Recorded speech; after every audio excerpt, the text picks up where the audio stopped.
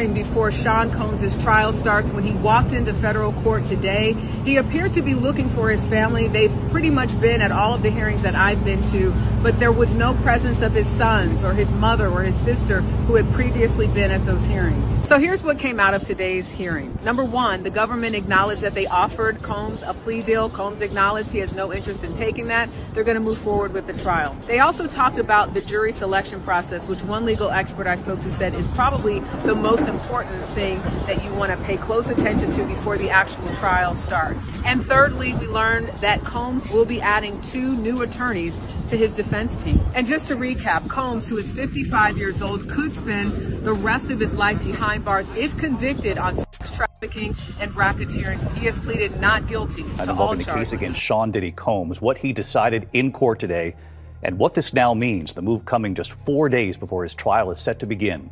Here's Aaron Katursky. Tonight, Sean Combs makes it official. He's rejecting the government's offer to plead guilty and spare himself the possibility of a prolonged term in prison. When asked if he turned down the offer, Combs answered, "Yes, I do, Your Honor," as he stood in a baggy beige jail uniform. Terms were not disclosed, but prosecutors did say a plea could result in a shorter sentence for Combs than if he's convicted.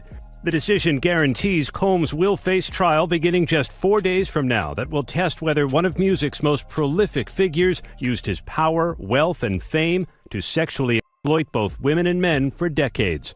Combs has pleaded not guilty to racketeering conspiracy, sex trafficking, and transportation to engage in prostitution charges that accused him of coercing alleged victims into prolonged drug-fueled sexual activity that he called freak-offs and threatening. He was just offered a plea deal to snitch on Jay-Z, and allegedly, Jay-Z is worried he might be called to testify in the upcoming trial. As we peel back the layers of this case, Jay-Z's name keeps coming up, and it's clear that Diddy wasn't working alone. This proves that the real mastermind behind Diddy's trafficking ring was someone much more powerful. Jay-Z is allegedly getting ready to snitch on Diddy to save his billion-dollar empire. If Jay-Z goes down, Beyoncé is going down with him. The details of the plea deal haven't been made public. However, sources close to the situation have revealed that the deal involved Diddy agreeing to crimes that involved Jay-Z too. There are even reports that Jay-Z was allegedly the one who told Diddy to reject the deal.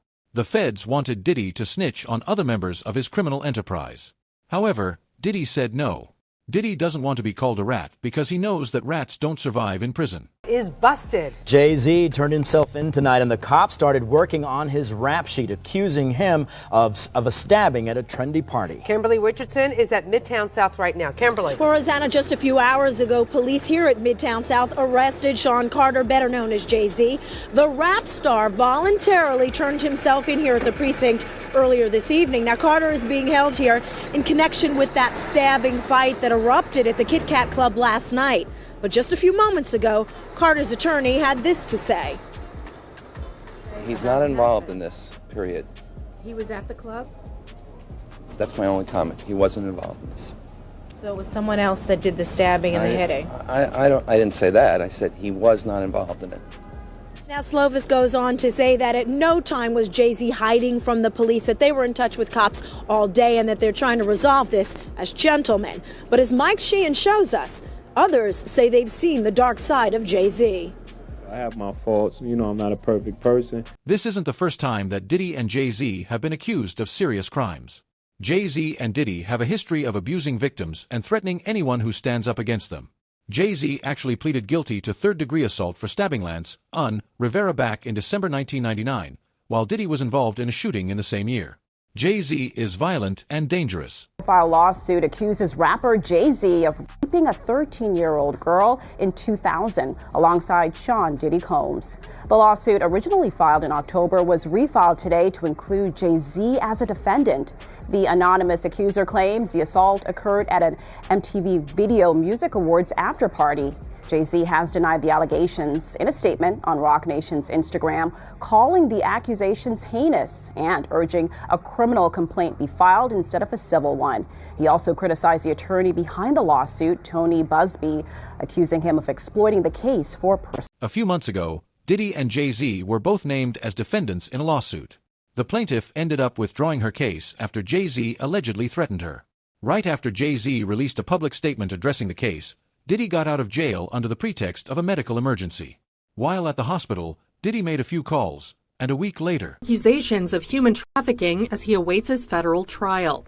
In a civil case filed in Florida April 1st, Joseph Manzaro alleges, according to court documents obtained by E! News, that he was drugged, transported against his will, and sexually maimed as a victim of a coercive and organized criminal enterprise facilitated by Combs and others back in 2015, and names celebs such as Beyonce, Jay-Z, and LeBron James as witnesses in the lawsuit.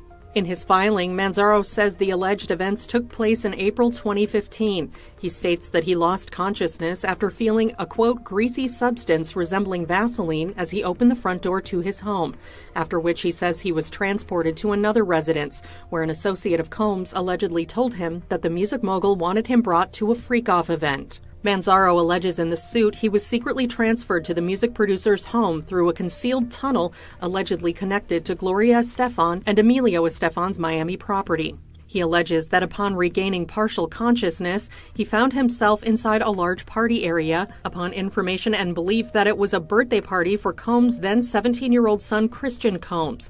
There he was allegedly forced to appear in a penis mask. The lawsuit states, Jay-Z and Beyonce Knowles Carter were seated in the room, and upon seeing Manzaro, Beyonce Knowles Carter asked, "What's this? What's this all about? Why is this half-naked white man with a penis mask standing here in front of me?" Manzaro alleges in the lawsuit that he was then forcibly paraded through multiple rooms filled with people who were jeering and taunting him. High-profile individuals, including Jacob Arabo, Jay-Z, Gloria Estefan, LeBron James, and Beyonce Knowles Carter, are identified as witnesses due to their presence or knowledge of the events surrounding the freak-off orchestrated by defendant Diddy.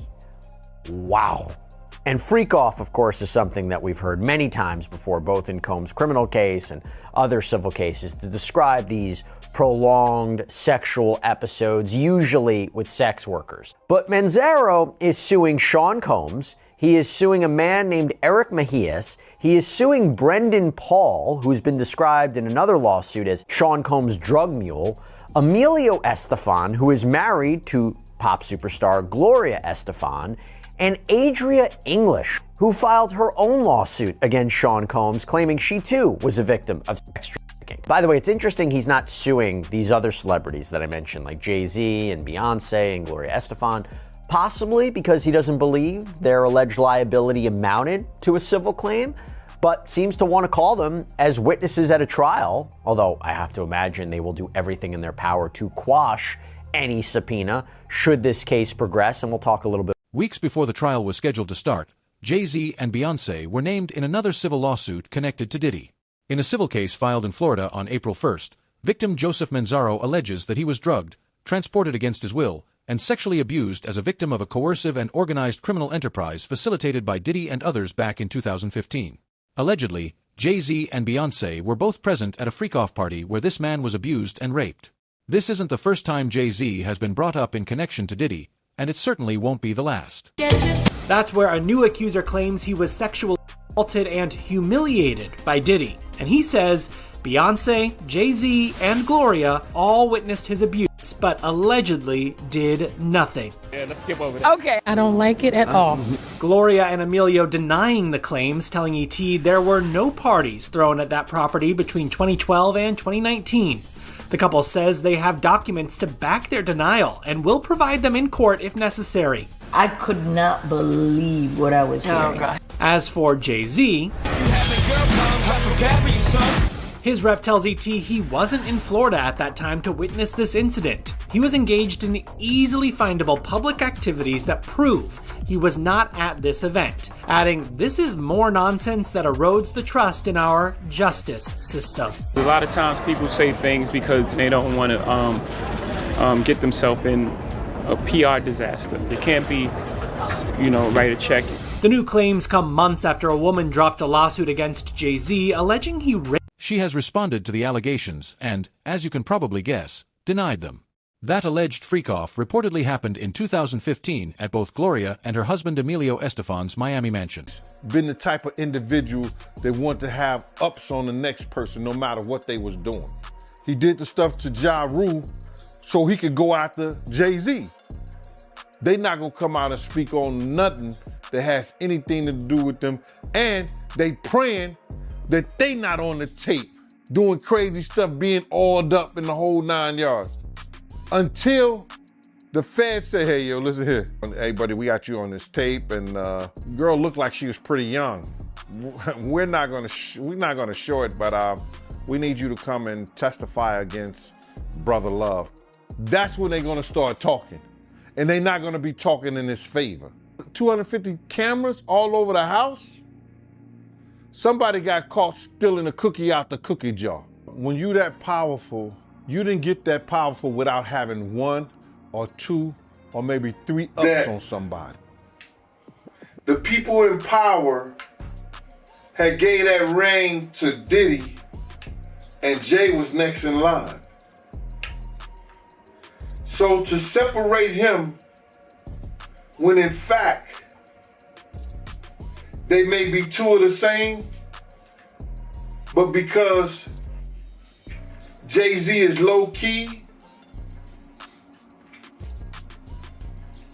that low-key sneaky, and Diddy is, and was rambunctious, you know, just out with it,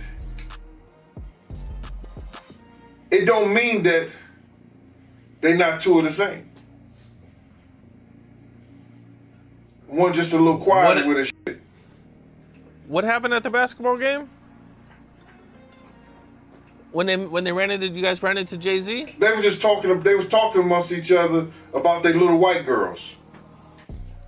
They little skinny white girls. And I mean, did Diddy always say negative things about Jay around you? The time he was trying to get Ja Rule to go at Jay, yeah. Jay-Z and Diddy are two sides of the same coin, and the only way Jay-Z is going to snitch on Diddy is if the feds have him on tape incriminating himself. Gondola said that Jay-Z is just as violent as Diddy. The only difference is that Jay-Z is quiet and doesn't raise as many eyebrows. The only reason Diddy got caught was because he was too loud. Diddy was confessing on live TV, saying he was. He died, Tupac died.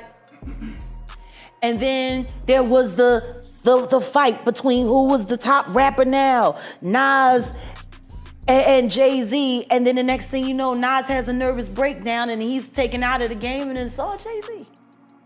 It's all Jay-Z. It's all Jay-Z. And he was working with R. Kelly, and they were making so many records together. You know, they made all of those records together. They both Aaliyah.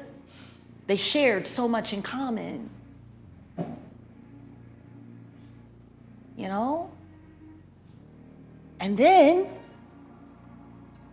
there was a falling out. And that's like it never happened. Whoever talks about best of both worlds? Nobody talks about that. Nobody. Because for 4 years, I've been screaming, not just Diddy, but Diddy and Jay-Z are monsters. And the victim-making machine kept going on. Jay-Z has been notable by his silence since these charges were brought against Diddy. Why do you think that is? Because that's what he does. He starts little fires everywhere, forces everyone involved to go and carry water while he sneaks away without a response. That changes now, Sean. You must respond. You have no choice. Harvey Weinstein, Jeffrey Epstein, Robert Kelly, Sean Combs have one person in common, professionally and privately. Sean Carter. This has been a fist of tyranny that has been punching through our culture and our society for decades. It must stop. Sources that have actually worked with Jay-Z say the same thing. During an interview on Piers Morgan Uncensored, Jaguar Wright, Jay-Z's former backup dancer, accused Jay-Z and Sean Diddy Combs of being monsters. She even claimed to have victims ready to testify against Jay-Z and Beyoncé. Interestingly, the people who competed against Jay-Z have a habit of disappearing. And it was posted by Social Details. This is allegedly a call that he had, and there's a lot of talk, a lot of code words in there, so we're going to listen to it together. Check it out. Do not entertain none of this nonsense and nothing over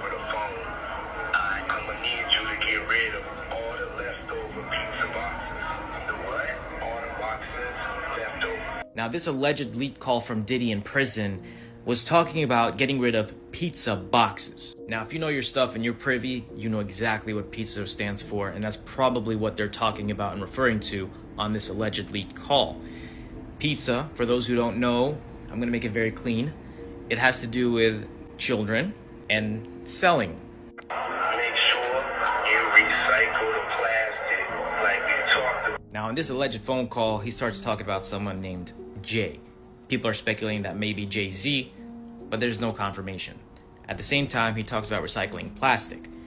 I don't know what that could mean. If you guys have any idea, comment and let me know. Everybody out there quiet as yeah, exactly. We gonna let them have their little fun, but I'm still gonna have the last laugh. I mean, it seems by the call that he's looking for help. He's saying that a lot of people are quiet, I guess people that are on his side, and that he's gonna have the last laugh at the end. Man, just do what I told you to do, and don't forget about the list. And then he goes on to say, don't forget about the list. And we don't know what that list is or what that implies, but this is pretty crazy. Do I think this is legitimate? There is no confirmation yet if this is legitimate or not, but this is the alleged. Diddy and Jay-Z were consistently in contact while Diddy was in jail. Diddy even called his son and told him to get in contact with Jay-Z.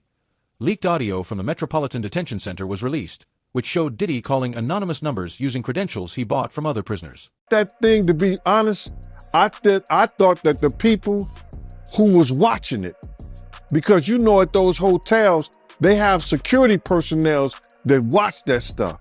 And if they didn't call the police, they should be in jail. I don't care what nobody say. You know, whoever watched that tape and didn't submit that to the authorities, they should be brought up on charges. Why do you think the video is barely coming out right now? Because you got a lot of people, you know, that's wondering why it took so long. First of all, they know that Puff probably paid the security personnel because he knew it was on camera. When he made it to the hallway, when she made it to that phone, once that phone picked up, that's going straight to security. That's for emergency purposes only. So either the concierge or somebody that's handling emergency type situations when she picked up that phone. So now, Puff probably had somebody pay them off. 9 times out of 10, he had somebody pay them off, bruh. Big breaking news tonight. For the first time in the history of New York City, a sitting mayor has been indicted for crimes. ABC News reporting that Mayor Eric Adams has been indicted by a federal grand jury. We do not know yet the exact charges. Federal authorities have been investigating Adams and members of his staff, issuing subpoenas for documents and cell phones. Several members of administration have resigned, some of them also friends of Mayor Adams. Again, Eric Adams, the 110th mayor of New York, has been indicted by a federal grand jury. We'll have the latest online and tonight on Eyewitness News. Jay-Z wasn't Diddy's only accomplice. Diddy bought silence and was connected to Mayor Eric Adams too. Weeks before Diddy was arrested, Mayor Eric Adams gave him the key to the city. After Diddy went to prison, Mayor Eric Adams was also arrested on charges of corruption. Diddy and Mayor Adams were involved with each other, and that's how the feds got to look. Contract. The big one was with Beyonce. Mm-hmm. When he signed that contract, the marriage contract, he got trophies. Now those fucking trophies, trophies came rolling in, buddy. He started getting Grammys left and right, man. I mean, look, if you look at his career, Wow. You're gonna let him say that? Jay was getting Grammys. He had one. Exactly. He had one. And he didn't show up. No, he has like 20 now. Oh, Lord. He had like 18 since he been down. Look, he had one, bro. Hard Knock Life. You're not wrong. He was one. At the same time. He got them shits. He's like drinking. His pictures with him like, fuck's the cup.